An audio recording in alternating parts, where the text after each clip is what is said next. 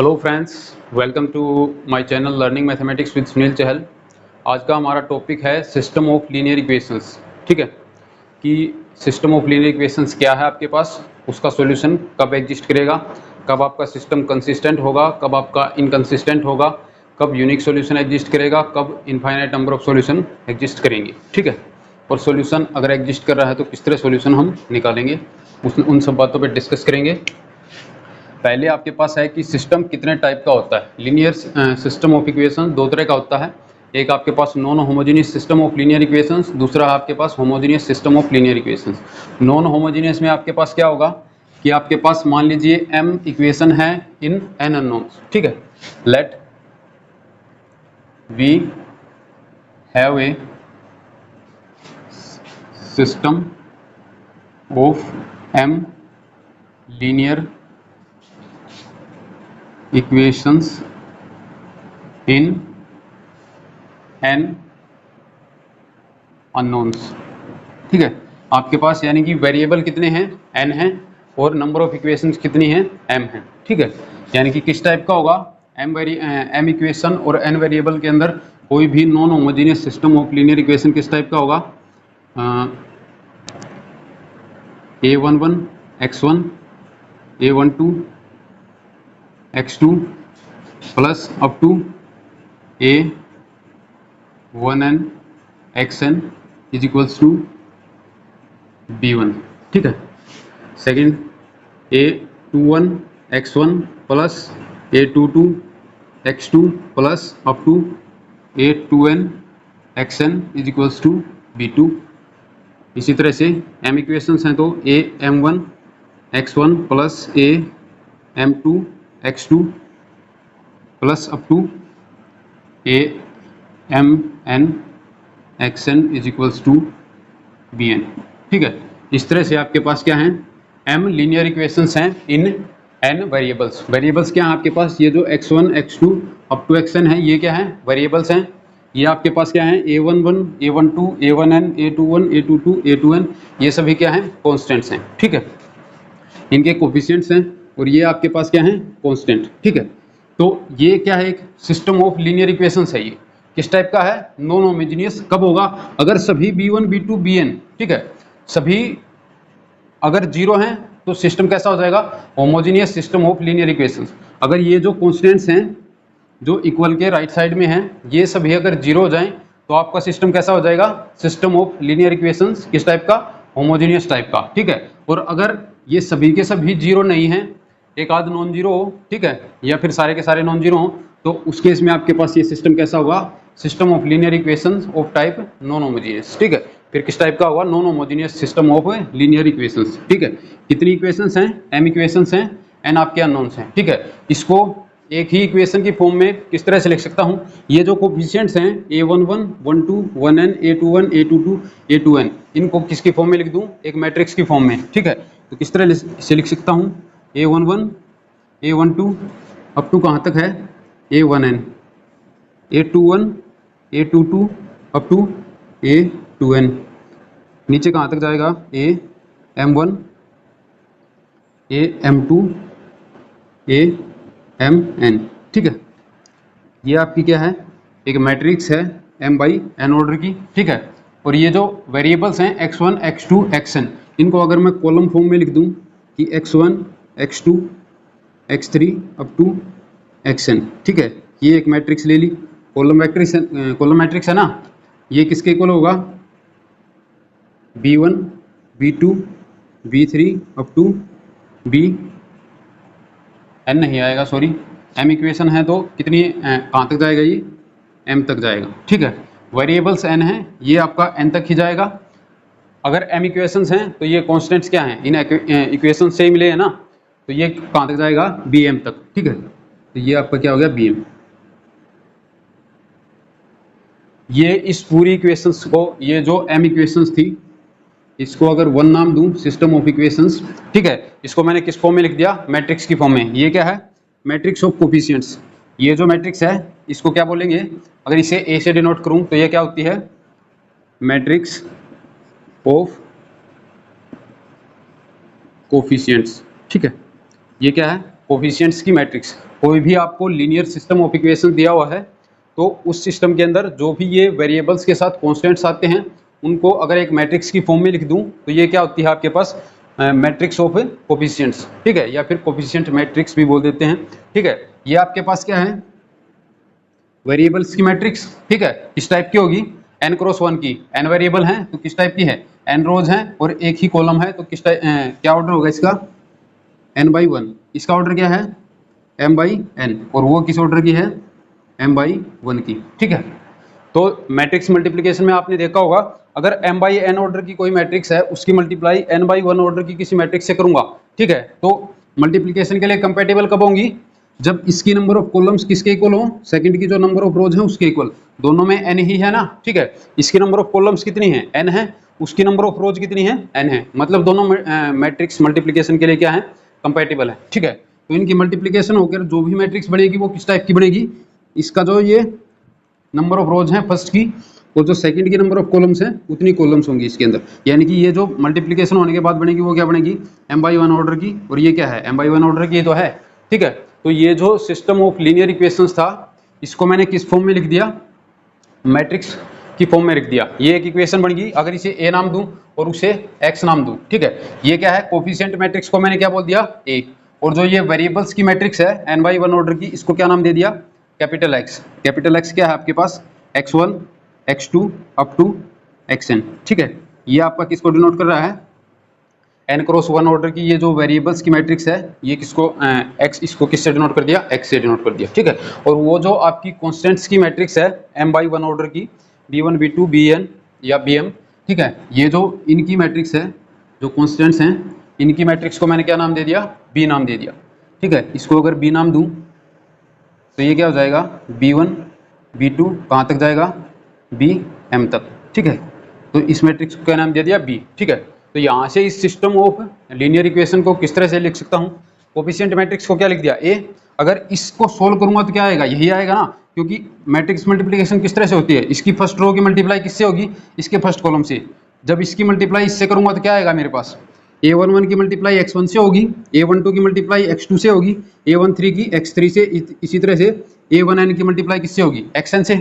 यहाँ पर भी तो वही है, a11 की x1 से है प्लस में a12 की x2 से है, ऐसे ही a1n की किससे है, xn से है, ठीक है। और ये किसके इक्वल है, b1 के इक्वल, ठीक है। और इनकी प्रोडक्ट किसके इक्वल दी हुई है, b1 के इक्वल, ये जो मैट्रिक्स है b मैट्रिक्स के इक्वल दी हुई है।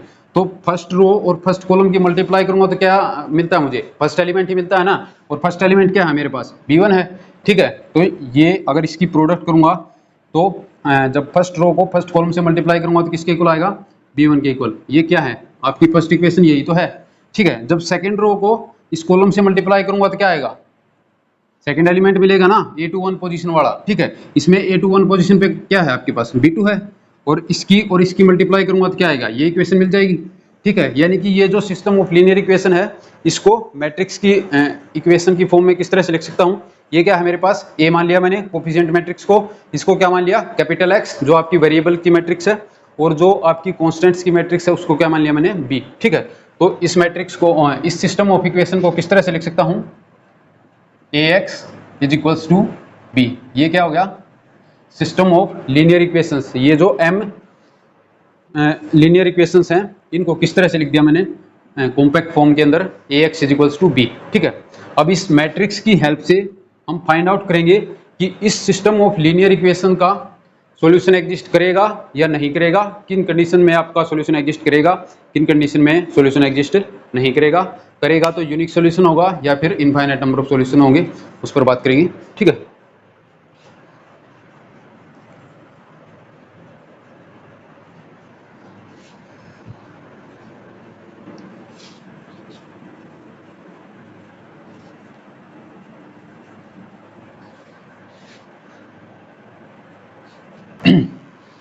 तो m system of linear equations in n variables को मैं शॉर्ट फॉर्म में किस तरह से लिख सकता हूं,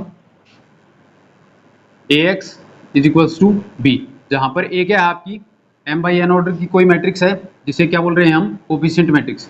a क्या है आपके पास, m/n ऑर्डर की एक मैट्रिक्स है, x आपके पास क्या है, मैट्रिक्स ऑफ वेरिएबल्स, किस टाइप की है, n क्रॉस 1 की, यानी कि नंबर ऑफ वेरिएबल्स आपके पास कितने हैं, n, x क्या है आपके पास n/n n बाई 1 ऑर्डर की एक मैट्रिक्स है, और B आपके पास क्या है, m बाई 1 ऑर्डर की, ठीक है। B आपके पास क्या है, m बाई 1 ऑर्डर की एक मैट्रिक्स, ठीक है। तो सिस्टम ऑफ लीनियर इक्वेशंस इस टाइप से लिख सकता हूँ, Ax इक्वल्स टू बी, ठीक है। अब आपके पास क्वेश्चन आता है कि ये तो सिस्टम को तो लिख तो दिया इस तरह से, इसका फायदा क्या है, ठीक है। तो इसका फायदा ये है कि मैट्रिक्स की हेल्प से हम फाइंड आउट करेंगे कि कोई भी आपको given system of linear equation है उसका सॉल्यूशन एग्जिस्ट करेगा या एग्जिस्ट नहीं करेगा। करेगा तो यूनिक सॉल्यूशन होगा या फिर इनफाइनाइट सॉल्यूशंस होंगे, ठीक है। या तो आप उस तरह से करो कि m आपको इक्वेशंस दी हुई हैं n वेरिएबल्स के अंदर, और आप सबको सब्स्टिट्यूशन मेथड है, जैसे दो वेरिएबल्स के अंदर करते हैं कि अगर आपके पास क्या हो, a1x plus a2y is equals to c1, b1x plus b2y is equals to c2। इस तरह से आपके पास क्या है, दो लीनियर इक्वेशन है, दो वेरिएबल्स के अंदर हैं, ठीक है। तो क्या करते हैं, या तो इनका कोफिशिएंट 0 कर लेते हैं एक का, ठीक है, किसी से मल्टीप्लाई करके दोनों इक्वेशंस को सुटेबल नंबर से, और सब्ट्रैक्ट करेंगे तो एक का कोफिशिएंट 0 हो जाएगा, दूसरे का नॉन जीरो रहेगा, वहाँ से एक की वैल्यू आ जाएगी, उस वैल्यू को किसी भी इक्वेशन के अंदर पुट कर देंगे, फिर वहाँ से दूसरे की भी वैल्यू आ जाएगी, ठीक है।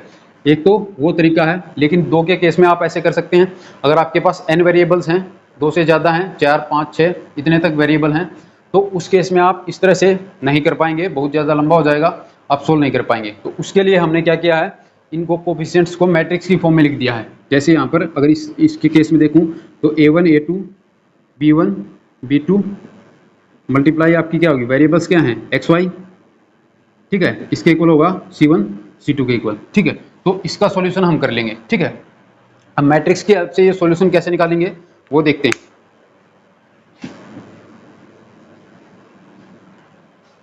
ये आपके पास क्या है, कोफिशिएंट मैट्रिक्स, ये आपके पास क्या है, मैट्रिक्स ऑफ वेरिएबल्स, ये आपके पास क्या है, कांस्टेंट्स की मैट्रिक्स, ठीक है।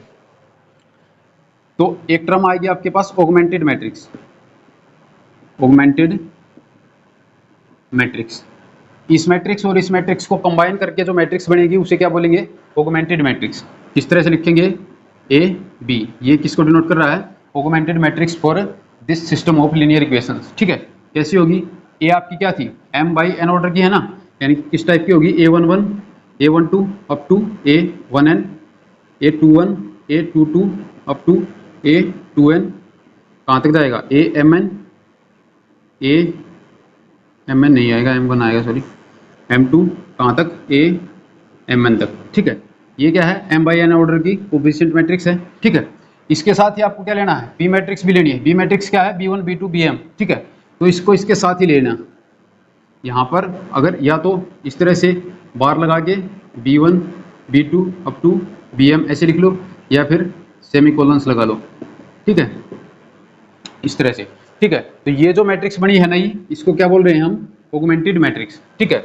तो इस मैट्रिक्स का रैंक देखेंगे हम, इस मैट्रिक्स का रैंक कैसे निकालते हैं, कोई भी मैट्रिक्स है उसका रैंक निकालना है तो क्या करेंगे, या तो रो एक्लन फॉर्म में चेंज कर लो या फिर कॉलम एक्लन फॉर्म में चेंज कर लो, और जितनी भी नंबर ऑफ नॉन जीरो रोज होगी वही आपका क्या होगा, मैट्रिक्स का रैंक होगा, ठीक है। तो यहाँ पर क्या है, ये आपकी ऑगमेंटेड मैट्रिक्स है, इसका रैंक निकालेंगे। अगर इसका रैंक ए मैट्रिक्स के रैंक के इक्वल होगा तो आपका सिस्टम ऑफ इक्वेशन क्या होगा, कंसिस्टेंट, यानी कि कंसिस्टेंट का क्या मतलब है, सिस्टम ऑफ इक्वेशन के पास कोई ना कोई सॉल्यूशन होगा, ठीक है। और अगर ऑगमेंटेड मैट्रिक्स का और ए मैट्रिक्स कंप्लीट क्या है आपके पास, ऑगमेंटेड मैट्रिक्स, अगर उसको पीछे वाली कॉलम को भूल जाऊं तो ये क्या बचेगा आपके पास, ए मैट्रिक्स, ठीक है। तो इस पूरी मैट्रिक्स को अगर रो एक्लन फॉर्म में चेंज कर दूं तो इसी मैट्रिक्स से हमें दोनों मैट्रिक्स का रैंक पता चल जाएगा, ए मैट्रिक्स का भी, और कंप्लीट को देखूंगा तो किसका रैंक पता चलेगा, ऑगमेंटेड मैट्रिक्स का। और अगर उस पीछे वाली कॉलम को छोड़ दूं, इतनी को देखूं और इसको रो एक्लन फॉर्म में तो चेंज करेंगे ही, ठीक है। तो ये भी रो एक्लन फॉर्म में चेंज होगी ना, इतनी भी, ठीक है। तो इसका रैंक भी पता चल जाएगा वहीं से, ठीक है। तो अगर इन दोनों मैट्रिसेस का रैंक आपका इक्वल है तो क्या होगा, आपके पास सिस्टम कंसिस्टेंट होगा। कंसिस्टेंट का क्या मतलब है कि सिस्टम के पास कोई ना कोई सॉल्यूशन होगा, ठीक है। और अगर ये दोनों रैंक अगर आपके इक्वल नहीं आए तो सॉल्यूशन कैसा होगा, आपका सिस्टम कैसा होगा, इनकंसिस्टेंट, यानी कि सिस्टम के पास कोई भी सॉल्यूशन एग्जिस्ट नहीं करेगा। सॉल्यूशन से आपका क्या मतलब है कि अगर ax इक्वल टू बी का कोई ना कोई सॉल्यूशन एग्जिस्ट कर रहा है, मान लो x1, ax equal to B का मान लेता हूं कि x1 एक सॉल्यूशन है, ठीक है। x1 किस टाइप से होगा, n वेरिएबल्स है ना आपके पास, मान लेता हूँ x11 x12 up to x1n, ठीक है, n वेरिएबल्स हो गए, ठीक है। ये आपकी क्या है, ये जो x की ये वैल्यू क्या कर रही है, इस इक्वेशन को अगर सेटिस्फाई कर रही है तो आपके पास इसे क्या बोलूंगा, सॉल्यूशन ऑफ दिस इक्वेशन, ठीक है। ये क्या है, m लीनियर इक्वेशंस हैं इन n वेरिएबल्स, ठीक है। यानी कि x1 x2 x3 जो हमने इसके अंदर वेरिएबल्स लिए थे उनकी अगर ये वैल्यूज रखूं तो ये इन m इक्वेशंस को एक साथ सेटिस्फाई कर रहे हैं, ठीक है। सभी की सभी इक्वेशंस को अगर ये कोई वैल्यूज सेटिस्फाई कर रही हैं तो उसे क्या बोलेंगे, solution of the system of linear equations, ठीक है। तो ऑगमेंटेड मैट्रिक्स के रैंक से हमें पता चलेगा कि सिस्टम आपका कंसिस्टेंट है या नॉन कंसिस्टेंट है, ठीक है। अगर ऑगमेंटेड मैट्रिक्स का रैंक किसके इक्वल हो, कोफिशिएंट मैट्रिक्स के रैंक के इक्वल हो तो आपके पास सिस्टम कैसा होगा, कंसिस्टेंट, और अगर इक्वल नहीं है तो कैसा होगा, इनकंसिस्टेंट, ठीक है। यानी कि if rank of A is equals to rank of A B, ठीक है। ये क्या है, augmented matrix of the given system, और ये क्या है, coefficient matrix of the given system, ठीक है। तो इन दोनों का अगर रैंक इक्वल है तो आपका सिस्टम कैसा होगा, कंसिस्टेंट, ठीक है। यानी कि सिस्टम के पास कोई ना कोई सॉल्यूशन होगा, ठीक है। अगर ये आपका नॉट इक्वल हो गया, नॉट इक्वल है, अगर rank of A is not equal to rank of augmented matrix तो आपके पास सिस्टम कैसा हो जाएगा, इनकंसिस्टेंट। इनकंसिस्टेंट का क्या मतलब है कि सिस्टम के पास कोई भी सॉल्यूशन एग्जिस्ट नहीं करेगा, ठीक है। तो ये था आपके पास ऑगमेंटेड मैट्रिक्स। एक सिस्टम लेके देखते हैं उसका सॉल्यूशन एग्जिस्ट करेगा या नहीं करेगा, वो देखते हैं किस टाइप से होगा। मान लेता हूँ आपके पास तीन वेरिएबल्स के अंदर एक सिस्टम ऑफ लीनियर इक्वेशंस है, x plus 2y plus 3z is equals to 2,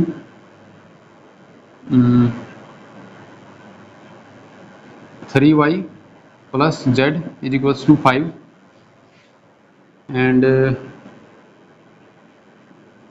2x plus y minus 3z is equals to 4, कुछ भी ले सकते हैं, ठीक है। ये क्या है, तीन इक्वेशंस हैं, तीन वेरिएबल्स के अंदर हैं, ठीक है। तो कोफिशिएंट मैट्रिक्स आपके पास क्या बनेगी, यहाँ पर x का कोई कोफिशिएंट नहीं है, उसे 0 ले सकता हूँ ना, ठीक है। तो 0x लिख दिया इसको, ठीक है। ये 1x है, तो यहाँ से अगर मैट्रिक्स बनाऊँ कोफिशिएंट मैट्रिक्स तो क्या बनेगी, 1 2 3, ठीक है। और ये क्या होगा, 0 3 1 0 3 1, ठीक है। ये क्या होगा, 2 1 माइनस 3 2 1 माइनस 3, ठीक है। ये आपके पास क्या है, कोफिशिएंट मैट्रिक्स। वेरिएबल्स आपके पास क्या है, x y z, ठीक है। और किसके इक्वल है आपका सिस्टम, 2 5 4, इसके इक्वल है, ठीक है। अगर ऑगमेंटेड मैट्रिक्स बनाऊं तो क्या बनेगी, इस मैट्रिक्स के साथ अगर ये भी कॉलम जोड़ दूं क्या बन जाएगी, ऑगमेंटेड मैट्रिक्स। फिर उसका क्या करेंगे, रैंक निकालेंगे। अगर दोनों का रैंक इक्वल है तो सिस्टम आपका क्या होगा, कंसिस्टेंट। अगर इक्वल नहीं है तो सिस्टम कैसा होगा, इनकंसिस्टेंट, ठीक है। तो यहाँ पर अगर वो वाली चीज़ ऐड कर दूं 2 5 4, इसके साथ ही अगर ये और लिख दिया मैंने 2 5 4, ठीक है, ये लगा दिया। ये क्या है आपकी ऑगमेंटेड मैट्रिक्स। रैंक निकालेंगे, रैंक कैसे निकालेंगे, फर्स्ट रो है, इसके अंदर फर्स्ट ही एलिमेंट नॉन जीरो है, ठीक है। इसके नीचे जितने भी एलिमेंट हैं, जितनी भी आपकी रोज हैं, सबका फर्स्ट एलिमेंट आपको जीरो करना है। इसके नीचे वाली रो के अंदर ऑटोमेटिकली ऑलरेडी जीरो है तो इसको नहीं छेड़ना है। जो थर्ड रो है उसके अंदर आपको क्या करना है, इस जो टर्म है फर्स्ट टर्म, इसको क्या करना है, जीरो। इसको जीरो करने के लिए क्या करना पड़ेगा, थर्ड रो पर अगर मैं ये ऑपरेशन लगा दूं, इस फर्स्ट रो को 2 से मल्टीप्लाई करके इसमें से सब्ट्रैक्ट कर दूं तो यहाँ पर क्या आ जाएगा, जीरो, ठीक है। तो अगर सब्ट्रैक्ट करूं तो ये किसके इक्वल हो जाएगा, दिस इंप्लाइज दैट अगर मैंने क्या ऑपरेशन लगा दिया, R3, क्या ऑपरेशन लगा दिया R3 के ऊपर, R3 माइनस 2 R2, R2 नहीं R1, ठीक है। यानी कि R1 को -2 से मल्टीप्लाई करके इसके अंदर अगर ऐड कर दूं तो ये क्या हो जाएगा, फर्स्ट एलिमेंट जीरो हो जाएगा ना इसका, ठीक है। यानी कि आपके पास इक्वेशन क्या आएगी, 1 2 3 2 0 3 1 5 0 3 1 5, यहाँ पर क्या आएगा, 2 से मल्टीप्लाई करके सब्ट्रैक्ट करूंगा तो जीरो, यहाँ पर क्या होगा, 2 से मल्टीप्लाई करके सब्ट्रैक्ट करूंगा तो ये क्या होगा, -4, और ये क्या है, प्लस का 1 यानी कि माइनस का 3, यानी कि 0 -3, ठीक है। यहाँ पर क्या है, 2 से मल्टीप्लाई करूंगा तो -6, और यहाँ पर क्या है, माइनस का 3, -6 प्लस -3 करूंगा तो क्या आएगा आपके पास, माइनस का 9, माइनस का 9, ठीक है। यहाँ पर क्या होगा, इसको -2 से मल्टीप्लाई करना था ना, माइनस का 4, और यहाँ पर क्या है आपके पास प्लस का 4, ठीक है। दोनों ऐड करूंगा तो क्या आ गया 0, ये हो गया आपके पास, ठीक है। अब आपके पास मैट्रिक्स किसके अंदर ट्रांसफॉर्म होगी, इसके अंदर। अब क्या करना है, सेकंड रो के अंदर आपके पास ये सेकंड एलिमेंट क्या है, नॉन जीरो है, ठीक है। तो इसको यही रहने देते हैं। इसके नीचे जो भी एलिमेंट है, इससे नेक्स्ट रो के अंदर अगर एक रो होती तो एक रो और होती तो उसके अंदर भी हमें जीरो करना था, ठीक है।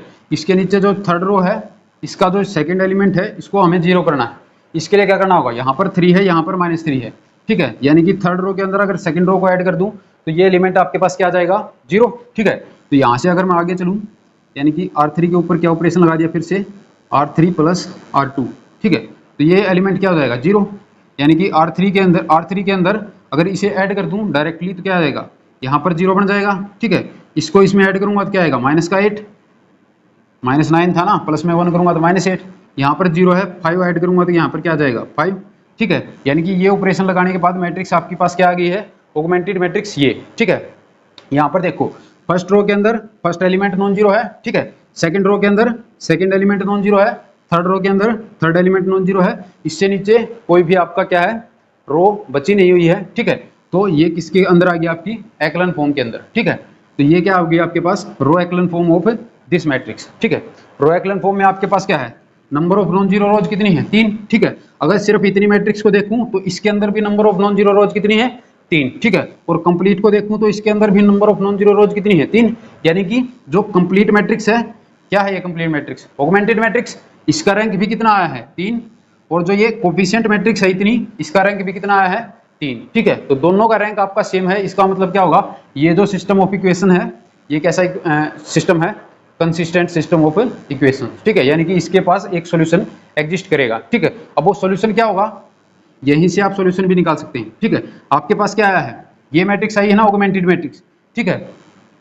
ये क्या है, 1 2 3 0 3 1 0 0 -8 किसके इक्वल आया है, ये कांस्टेंट आए हैं, ठीक है। अगर इस मैट्रिक्स को XYZ से मल्टीप्लाई करूं तो मेरे पास क्या आएगा, ये आएगा, ठीक है। यानी कि इसको x + 2y + 3z इसके इक्वल आएगा 2 के इक्वल, और 0x + 3y + z इसके इक्वल आएगा 5 के इक्वल, और यहाँ से क्या आएगा 0x + 0y और -8z इसके इक्वल आएगा 5 के इक्वल, ठीक है।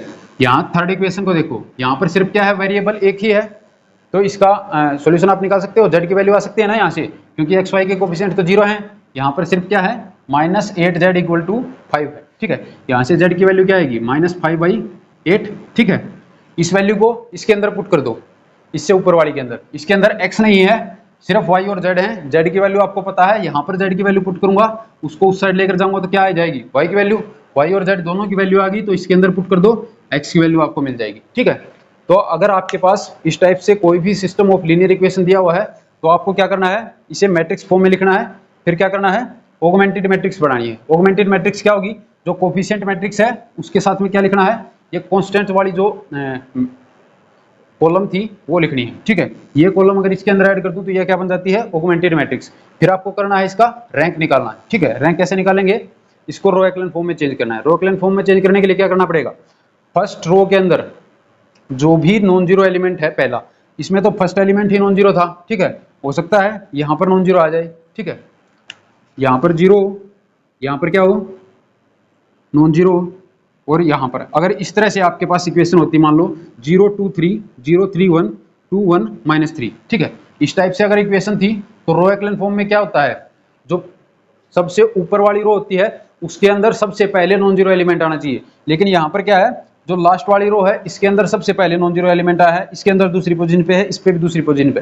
तो क्या करना है, पहले तो इन दोनों को इंटरचेंज करना है, ठीक है। यानी कि सबसे पहले टॉप पर आपकी कौन सी रो आएगी, जिस रो के अंदर सबसे पहले नॉन जीरो एलिमेंट आए उसको क्या बोलते हैं, पाइवोट एलिमेंट, ठीक है। यानी कि जिस भी रो के अंदर सबसे पहले नॉन जीरो एलिमेंट आ रहा है, पहले उस रो को रखना है, उसके बाद उससे नेक्स्ट जिसके अंदर भी सबसे पहले आएगा वो रखना है, फिर उसके बाद उससे नेक्स्ट जिसके अंदर भी सबसे पहले आएगा वो रखना है, ठीक है। यानी कि यहाँ पर तो शुरू में ही मिल गया था हमें, 1 मिल गया था, 1 2 3, तो यानी कि फर्स्ट एलिमेंट ही नॉन जीरो था, ठीक है। तो इससे नीचे जितनी भी रोज हैं उन सभी के अंदर फर्स्ट एलिमेंट को आपको जीरो करना है।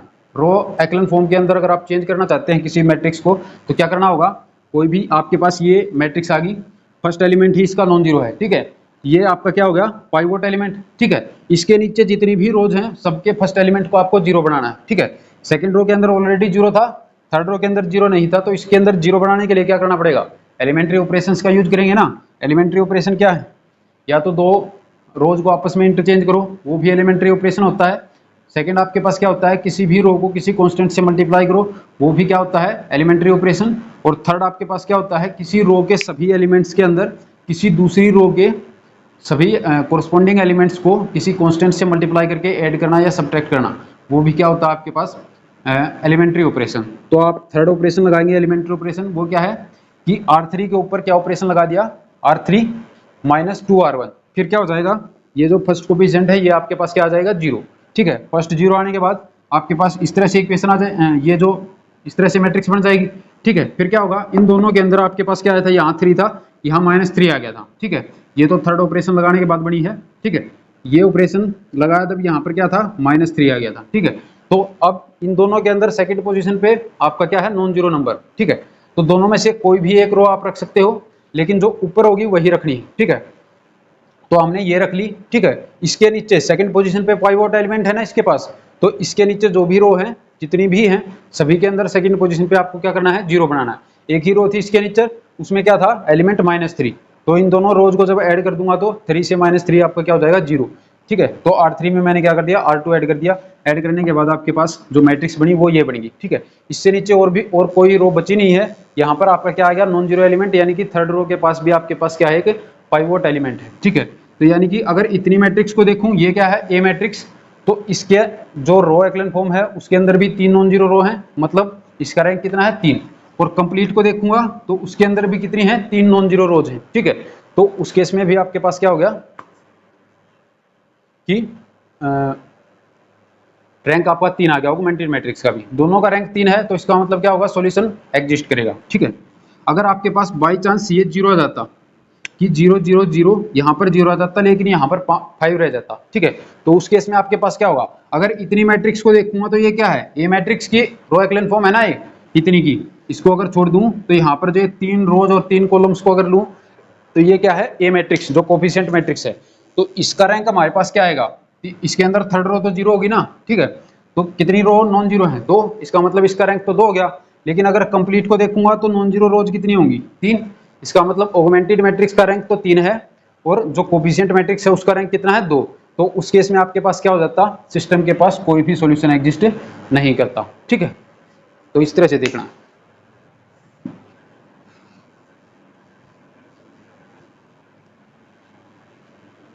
अब आपके पास कुछ कंडीशंस हैं कि किन कंडीशन में आपके पास सॉल्यूशन यूनिक एग्जिस्ट करेगा। ये जो लास्ट एग्जांपल किया था हमने, इसके अंदर सॉल्यूशन कैसा था, यूनिक सॉल्यूशन था, ठीक है।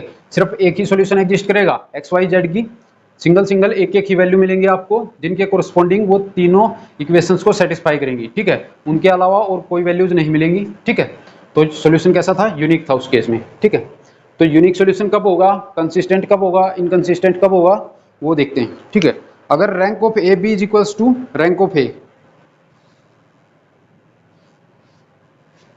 If rank of A B, ये क्या है ऑगमेंटेड मैट्रिक्स, किसके not equal to rank of A आ जाए, ठीक है। अगर rank of augmented matrix is not equal to rank of A, ये क्या इंप्लाई कर रहा है, implies system has no solution, या फिर इसे क्या बोल सकता हूं, inconsistent system of linear equation, ठीक है। सेकंड आपके पास क्या हो कि रैंक ऑफ ए बी किसके इक्वल हो, रैंक ऑफ ए के इक्वल, और ये किसके इक्वल हो, ये रैंक आपका नंबर ऑफ वेरिएबल्स के इक्वल हो, नंबर ऑफ वेरिएबल्स, ठीक है। अगर रैंक आपका इन दोनों का रैंक इक्वल है, और ये किसके इक्वल है, रैंक नंबर ऑफ वेरिएबल्स के इक्वल, जो हमने एग्जांपल किया था उसके अंदर क्या था, रैंक 3 आया था और नंबर ऑफ वेरिएबल्स भी कितने थे 3, ठीक है। तो उस केस में आपके पास कैसा था, यूनिक सॉल्यूशन, ठीक है। यानी कि अगर rank of augmented matrix equal to rank of coefficient matrix आए और वो रैंक किसके इक्वल हो, आपका नंबर ऑफ वेरिएबल्स के इक्वल, ठीक है, तो आपके पास सिस्टम सॉल्यूशन कैसा होगा, यूनिक सॉल्यूशन, ठीक है। number of variables, then system has a unique solution। ठीक है, यानी कि सिस्टम के पास कैसा सॉल्यूशन होगा, यूनिक सॉल्यूशन। ठीक है, थर्ड है आपके पास, अगर रैंक ऑफ ऑगमेंटेड मैट्रिक्स किसके इक्वल हो जाए, रैंक ऑफ कोफिशिएंट मैट्रिक्स के, बट क्या हो, less than number of variables हो, नंबर ऑफ वेरिएबल्स। ठीक है, अगर आपका रैंक इन दोनों का इक्वल तो हो, लेकिन क्या हो, नंबर ऑफ वेरिएबल्स से कम हो। ठीक है, तो उस केस में आपके पास क्या होगा, सिस्टम के पास इनफाइनाइट नंबर ऑफ सॉल्यूशंस होंगे। Then system of equations has infinite number of solutions. ठीक है, यानी कि अगर आपके पास ऑगमेंटेड मैट्रिक्स और कोफिशिएंट मैट्रिक्स का रैंक इक्वल हो, पर वो नंबर ऑफ वेरिएबल से कम हो, तो आपके पास सॉल्यूशन कितने होंगे, इनफाइनाइट सॉल्यूशन। लास्ट एग्जांपल किया था हमने जो, उसके अंदर क्या था, ये वाली कंडीशन थी कि दोनों का रैंक इक्वल भी था और किसके इक्वल था, नंबर ऑफ वेरिएबल्स के इक्वल था। ठीक है, अगर मान लो उसके अंदर रैंक कितना आता, 3, अगर रैंक दोनों का रैंक इनका 2 आ जाता और वेरिएबल हमारे पास कितने थे, 3, तो आपके पास सॉल्यूशन क्या होता, इनफाइनाइट सॉल्यूशन होते। ठीक है, उस केस में अगर रैंक 2 आ जाता तो इसका मतलब क्या हो जाता, जो नीचे वाली रो थी वो कंप्लीट क्या हो जाती है आपके पास, 0। यानी कि नीचे वाली रो 0 होने का मतलब क्या था कि 0x plus 0y plus 0z equal to 0, ये कंडीशन आ जाती। ठीक है, तो यहाँ पर एक्स वाई जेड की कुछ भी वैल्यू पुट कर लो आप। ठीक है, आपके पास क्या रहेगा, ये इक्वेशन हमेशा सेटिस्फाई रहेगी ना। ठीक है, तो इन तीनों में से एक को मैं आर्बिट्रेरी कांस्टेंट ले लेता हूँ। ठीक है, तो वहां पर क्या होगा, यानी कि इससे ऊपर वाली में क्या थी, y और z दोनों थे, और उससे ऊपर वाली में x y z तीनों थे। ठीक है, तो y और z दोनों हैं वहां पर, और हमें x y z की किसी की भी वैल्यू नहीं पता है, तो y और z में से एक को मैं क्या ले लूंगा, आर्बिट्रेरी कांस्टेंट। ठीक है, तो उसकी फॉर्म में फिर y की वैल्यू आ जाएगी। ठीक है, और y और z की दोनों की वैल्यू मिल गई तो फिर x की वैल्यू मिल जाएगी। ठीक है, और z आपका कैसा मानना है आपने, आर्बिट्रेरी कांस्टेंट, तो वहां से क्या हो जाएगा, z की जैसे जैसे वैल्यू चेंज करोगे x y z की वैल्यू चेंज होती रहेंगी और आपके पास डिफरेंट सॉल्यूशन आएंगे। ठीक है, तो इसका इसलिए आपके पास क्या हो जाएंगे, इनफाइनाइट सॉल्यूशन। अगर आपके पास रैंक लेस देन आपका नंबर ऑफ वेरिएबल्स है तो आपके पास सॉल्यूशन कितने होते हैं, इनफाइनाइट नंबर ऑफ सॉल्यूशंस। ठीक है,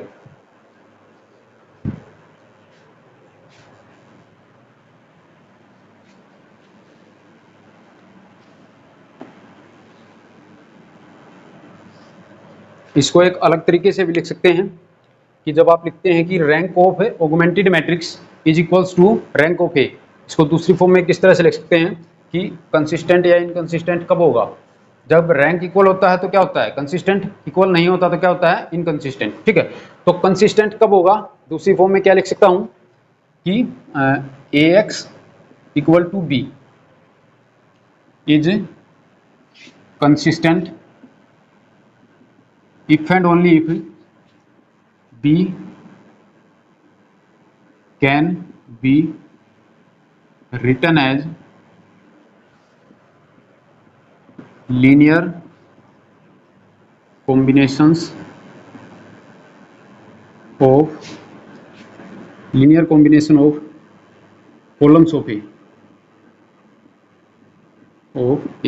यानी कि b जो कांस्टेंट मैट्रिक्स थी उसको अगर ए के कॉलम्स के लीनियर कॉम्बिनेशन के अंदर लिख पाऊं तो आपके पास क्या होगा, ये सिस्टम कंसिस्टेंट होगा, अदरवाइज कंसिस्टेंट नहीं होगा। ठीक है, वो सेम ही बात है, अगर रैंक इक्वल होगा तो ही हम लिख सकते हैं बी को ए के कॉलम्स के लीनियर कॉम्बिनेशन के अंदर, अदरवाइज नहीं लिख सकते। ठीक है,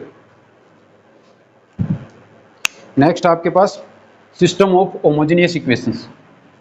ये तो था नॉन होमोजेनियस इक्वेशन जिसके अंदर हमने बी को क्या लिया था, नॉन जीरो। ठीक है, यानी जो कॉन्स्टेंट्स थे वो सभी के सभी जीरो नहीं होंगे, एक आध तो कम से कम नॉन जीरो होगा। ठीक है, अगर सभी के सभी कॉन्स्टेंट लीनियर इक्वेशंस के अंदर जो लिखी थी वो सभी जीरो हो जाएं तो आपका सिस्टम कैसा हो जाएगा, सिस्टम ऑफ लीनियर इक्वेशन किस टाइप का होगा, होमोजेनियस टाइप का। ठीक है, यानी कि अगर इस टाइप का हो कि a11 x1 plus a12 x2 plus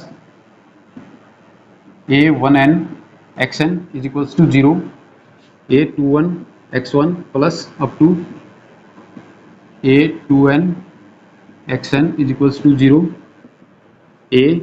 m1 x1 plus up to a m n xn is equals to 0। यानी कि ये जो इक्वल के बाद जो भी कांस्टेंट आ रहे हैं अगर वो सभी के सभी आपके क्या आए, 0 आए, तो उस केस में आपका जो सिस्टम ऑफ लीनियर इक्वेशन है उसको क्या बोलेंगे, homogeneous type of system of linear equation. ठीक है,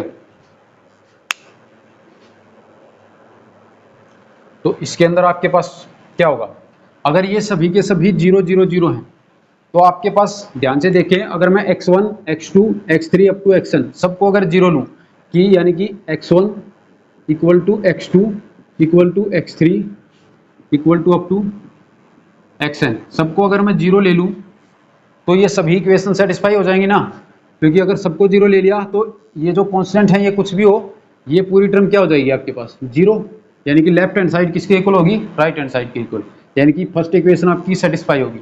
सेकंड में भी अगर x1 x2 xn सबको 0 ले दूंगा तो ये लेफ्ट हैंड साइड किसके इक्वल हो जाएगी, राइट हैंड साइड के, ये इक्वेशन भी आपकी क्या होगी, सेटिस्फाई। इसी तरह से ये जितनी भी इक्वेशन है सबके सब क्या हो जाएंगी, satisfy in the case of homogeneous system. यानी कि अगर ये जो राइट साइड में कांस्टेंट आते हैं वो सभी के सभी अगर 0 हो जाएं तो आपके पास ये हमेशा ही इस सिस्टम का एक सॉल्यूशन होगा। Homogeneous type of linear equation का एक सॉल्यूशन हमेशा क्या होगा, सभी वेरिएबल्स को अगर आप 0 पुट कर दें तो ये क्या होगा, एक सॉल्यूशन होगा homogeneous type of linear equation का जो सिस्टम है उसका। ठीक है, यानी कि सिस्टम कंसिस्टेंट कब बोलते थे हम, कोई भी सिस्टम ऑफ लीनियर इक्वेशन है उसको कंसिस्टेंट कब बोल रहे थे, जब क्या हो उसके पास कोई ना कोई सॉल्यूशन एग्जिस्ट करे। ठीक है, तो सिस्टम कैसा था, कंसिस्टेंट, और अगर कोई भी सॉल्यूशन एग्जिस्ट ना करे तो सिस्टम कैसा था हमारे पास, इनकंसिस्टेंट। लेकिन होमोजेनियस सिस्टम के पास हमेशा ही ये जो 0 सॉल्यूशन है ये हमेशा ही इसका क्या होगा, सॉल्यूशन। ठीक है, तो इसे ये कभी भी इनकंसिस्टेंट नहीं हो सकता, हमेशा ही इसके पास एक सॉल्यूशन तो है ही ना। ठीक है, इसका मतलब क्या होगा, होमोजेनियस सिस्टम हमेशा ही क्या रहेगा, कंसिस्टेंट। ठीक है,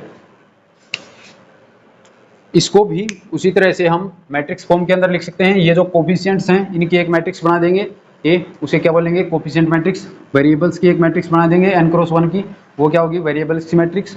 और जो लास्ट में है वो तो 0 मैट्रिक्स लिख सकते हैं। ठीक है, यानी कि ये किस टाइप का होगा, ax इक्वल टू 0, जहाँ पर ये 0 किसको डिनोट कर रहा है, m/1 ऑर्डर की 0 मैट्रिक्स को। ठीक है, तो ये होगा हमारे पास इस बार। ठीक है, तो ये हमेशा कंसिस्टेंट ही होगा। क्यों होगा, लास्ट में हमने देखा था कि ऑगमेंटेड मैट्रिक्स का रैंक और ए मैट्रिक्स का रैंक, अगर दोनों का रैंक सेम आए तो सिस्टम कैसा होता है, कंसिस्टेंट। अगर इसके अंदर ऑगमेंटेड मैट्रिक्स बनाऊं तो क्या बनेगी, a11 a12 a13 up to a1n। ठीक है, और 0 मैट्रिक्स का फर्स्ट एंट्री क्या होगी, 0, a21 a22 up to a2n, यहाँ पर 0, यहाँ से ऐसे ही am1 am2 up to amn, यहाँ पर 0। ठीक है, ये आपके पास क्या बन गई, augmented matrix for homogeneous type of system of linear equations. ठीक है, तो ये मैट्रिक्स आपके पास बन गई।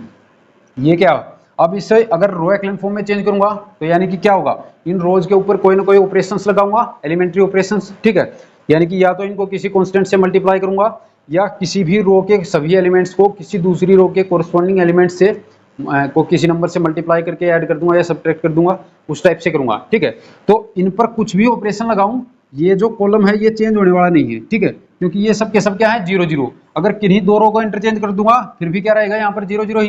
किसी कांस्टेंट से नॉन जीरो कांस्टेंट से मल्टीप्लाई करूंगा फिर भी यहाँ पर क्या रहना है, 0 ही रहना है। ठीक है, और किसी रो के सभी एलिमेंट्स को किसी दूसरी रो के कोरस्पॉन्डिंग एलिमेंट्स से ऐड कर दूं या सब्ट्रैक्ट कर दूं फिर भी इसमें क्या रहने वाला है, 0 ही रहने वाला है। ठीक है, यानी कि इस पर कुछ भी ऑपरेशन लगा लो ये आपका जो कॉलम है वो हमेशा 0 ही रहेगा। ठीक है, यानी कि ए मैट्रिक्स का जो भी रैंक आएगा वही रैंक पूरी ऑगमेंटेड मैट्रिक्स का भी आएगा। ठीक है, तो इसलिए हमारे पास क्या होगा, हमेशा इन दोनों का रैंक सेम ही रहेगा इस कंडीशन के अंदर। इसलिए हमारे पास जो homogeneous system of linear equation है वो हमेशा ही कैसा रहेगा, consistent system of linear equations. ठीक है,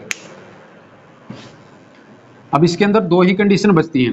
नॉन होमोजेनियस के अंदर तो क्या था आपके पास, 3 कंडीशन थी कि या तो कोई भी सॉल्यूशन एग्जिस्ट ना करे, या फिर सॉल्यूशन एग्जिस्ट करे तो यूनिक सॉल्यूशन एग्जिस्ट करे, या फिर एग्जिस्ट करे तो infinite number of solution exist करें।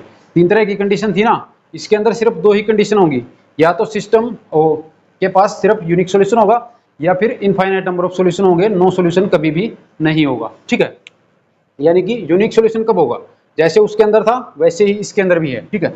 यानी कि रैंक तो दोनों बार इसके अंदर सेम ही होने वाला है, यानी कि ऑगमेंटेड मैट्रिक्स का रैंक ए मैट्रिक्स के रैंक के इक्वल होगा या नहीं होगा उसकी तो बात करने का कोई फायदा ही नहीं है, क्योंकि हमेशा ही इसके पास सॉल्यूशन होगा वो ऑगमेंटेड मैट्रिक्स का और ए मैट्रिक्स का रैंक हमेशा सेम ही रहने वाला है, ठीक है। तो फर्क किससे पड़ेगा, फर्क कहां पड़ रहा था, वहां पर जब रैंक आपका किसके इक्वल आ रहा था, नंबर ऑफ वेरिएबल्स के इक्वल, तो सिस्टम कैसा था, यूनिक सॉल्यूशन था सिस्टम के पास, ठीक है। और जब rank less than number of variables आ रहा था तो उस केस में आपके पास क्या था, सिस्टम के पास इनफाइनाइट नंबर ऑफ सॉल्यूशंस थे। इसके अंदर भी वही कंडीशन होगी कि if rank of A is less than number of variables, ठीक है। यानी कि ए के पास जितने भी वेरिएबल्स हैं x1 x2 xn, अगर n से कम आ गया रैंक ऑफ ए तो आपके पास क्या होगा, infinite number of solutions, infinite number of solutions, ठीक है। और अगर rank of A equal to number of variables आ गया, नंबर ऑफ वेरिएबल्स, ठीक है, रैंक ऑफ ए किसके इक्वल आ जाए, नंबर ऑफ वेरिएबल्स के इक्वल आ जाए, तो आपके पास क्या होगा, यूनिक सॉल्यूशन। और यूनिक सॉल्यूशन क्या होगा, आपको पता है कि homogeneous system of linear equation का ये हमेशा ही एक सॉल्यूशन रहेगा। और यहाँ पर क्या कंडीशन है कि यूनिक सॉल्यूशन होगा, यूनिक सॉल्यूशन होने का मतलब क्या है कि यही एक सॉल्यूशन होगा उसके पास, ठीक है, यानी कि ट्रिवियल सॉल्यूशन, ठीक है। इसे क्या बोलते हैं, ट्रिवियल सॉल्यूशन। किसी भी होमोजेनियस सिस्टम का ये जो सॉल्यूशन है, सभी वेरिएबल्स को 0 लिख देना, इसे क्या बोलते हैं, ट्रिवियल सॉल्यूशन, ट्रिवियल सॉल्यूशन, ठीक है। तो ये दोनों सेम ही बात है। अगर rank of A number of variables के इक्वल है, ये कहूं कि यूनिक सॉल्यूशन होगा तो भी वही बात है, या फिर ये कहूं कि सिर्फ इसके पास ट्रिवियल सॉल्यूशन होगा वो भी वही बात है, ठीक है। तो ये दोनों क्या है, सेम बात है, ठीक है। यहाँ पर क्या है, if number of rank of A less than number of variables है तो आपके पास क्या होगा, इनफाइनाइट नंबर ऑफ सॉल्यूशंस, ठीक है। यानी कि कोई ना कोई नॉन जीरो सॉल्यूशन एग्जिस्ट करेगा, क्योंकि जीरो सॉल्यूशन तो हमेशा एग्जिस्ट करेगा ही। तो यहाँ पर इनफाइनाइट सॉल्यूशन से आपका क्या मतलब है कि कोई ना कोई नॉन जीरो सॉल्यूशन भी एग्जिस्ट करेगा, ठीक है। यानी कि अगर ये दिया हुआ है कि rank of A is less than number of variables, और आपके पास ऑप्शंस में दिया हुआ है कि A has non zero solutions, A has 2 solutions, A has infinite number of solutions और ए हैज ट्रिवियल सॉल्यूशन, ठीक है। तो ट्रिवियल सॉल्यूशन को छोड़कर ट्रिवियल सॉल्यूशन भी होगा उसके पास, ठीक है। क्या होगा, अगर रैंक कम हो गया तो इनफाइनाइट नंबर ऑफ सॉल्यूशंस, ठीक है। ये दोनों सेम ही बात है। अगर ये भी कह दूं कि A has a non trivial solution, तो वो भी वही बात है। किस केस में होगा, इसी केस में होगा जब इनफाइनाइट नंबर ऑफ सॉल्यूशन होंगे तभी आपके पास क्या होगा, A has a non trivial solution, क्योंकि ट्रिवियल सॉल्यूशन तो हमेशा है ही ना उसके पास, ठीक है। तो ये था आपके पास system of linear equations. 2 type के सिस्टम हैं, एक आपके पास नॉन होमोजीनियस है, एक आपके पास homogeneous system of linear equations है, ठीक है। किस तरह से आपको सोल्व करना है वो हम देख चुके हैं। नॉन होमोजीनियस का देखा था, होमोजीनियस का उससे भी आसान होगा, ठीक है। क्या करना है, इसके अंदर भी वही ऑगमेंटेड मैट्रिक्स बनानी है। इसके अंदर ऑगमेंटेड की जरूरत भी नहीं है क्योंकि लास्ट वाली 0 ही रहने वाली है, ठीक है। तो मैट्रिक्स ए को इसके अंदर चेंज करना है, एक्लेल फॉर्म के अंदर चेंज करो, वहां से आपके पास वैल्यूज आ जाएंगी जिस तरह से हमने इक्वेट करके देखा था, ठीक है। तो आई होप आपको वीडियो पसंद आई होगी। अगर पसंद आई है तो लाइक शेयर और सब्सक्राइब कर दें, एंड थैंक्स फॉर वॉचिंग।